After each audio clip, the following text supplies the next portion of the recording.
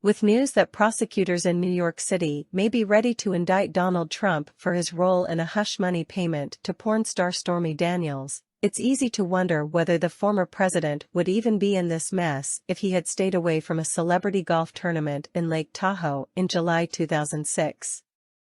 By a number of accounts, including from Daniels, Trump went wild over 4 days at the annual American Century Celebrity Golf Championship, according to a detailed account of that weekend by GQ.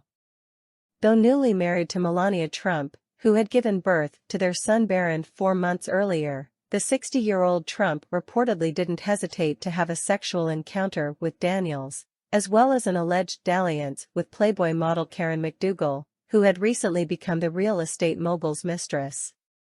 Trump also reportedly tried to engage Daniels and a porn star friend, Alana Evans, in a threesome and met up with third porn star, Jessica Drake, and her 2 friends, and allegedly groped and kissed Drake without her permission and offered her $10,000 to have sex with him. At the time, Trump also was riding high as a reality TV star in The Apprentice. He was nearly a decade away from running for president, so he may not have been thinking that his behavior that weekend at the Edgewood Tahoe golf course would have any long-term political or legal implications, according to GQ. But Trump now finds himself possibly becoming the first ever American former president to be indicted.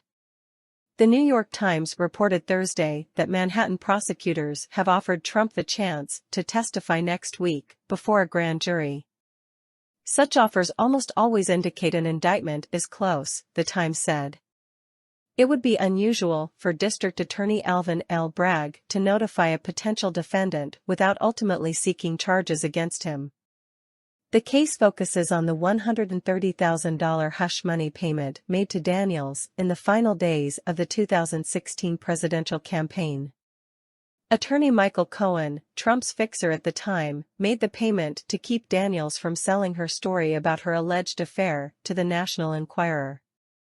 David Pecker, the tabloid's publisher and a longtime ally of Trump, helped broker the payment. Pecker had already agreed to buy McDougal's story about her alleged affair with Trump and never publish it, a practice known as catch and kill, the Times reported. Instead of purchasing Daniels' story, Pecker and a top editor brokered a deal with Cohen and Daniels' lawyer, with Cohen paying the $130,000 and Trump reimbursing him from the White House. Cohen pleaded guilty in 2018 to a number of charges, including federal campaign finance crimes involving the hush money payment. The Manhattan case looks at whether Trump's company falsified business records, a misdemeanor, by creating a phony retainer agreement and saying that Trump's monthly reimbursement checks to Cohen were for legal expenses, the Times also reported. To elevate the case to a felony, Manhattan prosecutors would need to show that Trump also intended to commit or conceal a second crime, a violation of New York state election law, the Times said. They could argue that the $130,000 payout effectively constituted an improper donation to Trump's campaign, under the theory that it benefited his candidacy because it silenced Daniels, the newspaper reported. In a Truth Social post Thursday, Trump said he did absolutely nothing wrong and referred to the investigation as a witch hunt, the New York Post reported. He also repeated his position that he never had an affair with Daniels. "I never had an affair with Stormy Daniels, nor would I have wanted to have an affair with Stormy Daniels," Trump said. But Daniels has a very different story to tell about the 45th president and has done so on multiple occasions. So have the other women, McDougal, Drake and Evans, who had encounters with Trump that weekend or witnessed his behavior. Trump was in Tahoe to play golf, alongside other American notables, such as NFL quarterbacks Ben Roethlisberger and Drew Brees, former Olympic skier Bode Miller and entertainers Ray Romano and Cheech Marin, according to the GQ report. Daniels and Drake were there to promote their adult film company Wicked Pictures, greeting tournament guests in a large hospitality room where goodie bags filled with DVDs and other porn-related items were handed out, GQ said. On the second day of the tournament, Daniels said Trump visited her at the Wicked Pictures booth, picked up a goodie bag, posed for a photo with her and invited her to join him for dinner. That night, Daniels went to visit Trump at his hotel suite. In an interview with CNN, Daniels said they had sex, even though she said she didn't really want to and wasn't physically attracted to him. Daniels said she felt trapped being alone in his hotel room, though she also made it clear she did not consider herself a victim and that the sex was consensual. Trump did not wear a condom, she also said. In her 2018 memoir, Full Disclosure, Daniels offered graphic details about Trump's anatomy, The Guardian reported.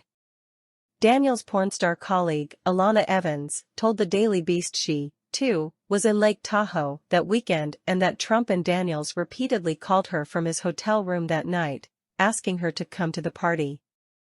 The next day, Evans said, Daniels told her how Trump chased her around his hotel room in his tighty-whities, the Daily Beast also reported. According to GQ, Trump wasn't done for the night when Daniels left. He found Drake's number and called her. She said she enlisted 2 friends to accompany her to his suite. Drake later became one of the more than a dozen women whose allegations of unwanted physical contact with Trump were publicized on the eve of the 2016 presidential election. During a press conference in 2016, Drake said Trump was dressed in his pajamas. She said he grilled the 3 women about their work in adult film and then hugged and kissed them without permission. The women left, but Drake said she later got 2 calls from Trump at her room, both times inviting her back to his suite. In the second call, she said he offered to pay her $10,000 and the use of his private jet if she returned, but she begged off, citing work obligations. Daniels, meanwhile, told CNN that she stayed in touch with Trump after their liaison in Tahoe, but that they didn't have sex again. That wasn't the case for McDougal, who told CNN in 2018 that she had a 10-month affair with Trump that began when they met at the Playboy Mansion in June 2006, the month before the golf tournament. McDougal, a former preschool teacher, also said she met up with Trump during that Tahoe weekend, but was surprised that he also had allegedly slept with Daniels that weekend. My first thought is how could she have been with him when I was with him? McDougal said of Daniels. McDougal also told CNN that her relationship with Trump continued after that weekend in Tahoe, with them seeing each other at least 5 times a month at hotels, at Trump's golf courses, and even at his apartment at Trump Tower. There were real feelings between the 2 of us, McDougal told CNN, saying she considered that perhaps their relationship could lead to marriage. He always told me that he loved me.